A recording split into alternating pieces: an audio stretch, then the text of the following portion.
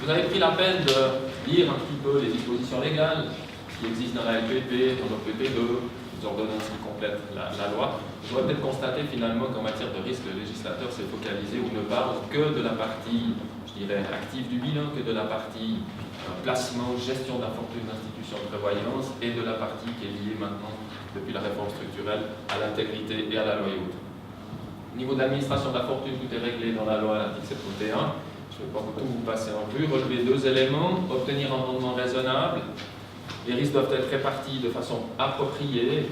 Et puis un élément central, garantir la sécurité des placements, puisque c'est quand même le thème principal du législateur. La couverture des besoins de liquidité, c'est juste pour dire finalement que quelle que soit la situation de l'institution de prévoyance, qu'elle soit en situation découverte ou pas, dans tous les cas, elle doit toujours avoir les liquidités nécessaires pour pouvoir honorer ses prestations en temps et en heure.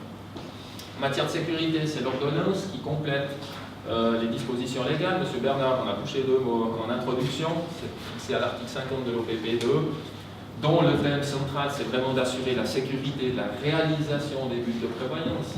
Les buts d'une institution de prévoyance, c'est quand même de pouvoir réaliser ce qui est statutairement prévu, les buts qu'elle s'est fixés, donc pouvoir payer ses prestations quand le moment est venu. Et finalement, dans le cadre de la répartition des risques, le législateur, lui, a estimé qu'une bonne répartition passait par une répartition entre différentes catégories de placement, évidemment, différents secteurs économiques ou encore différentes régions géographiques.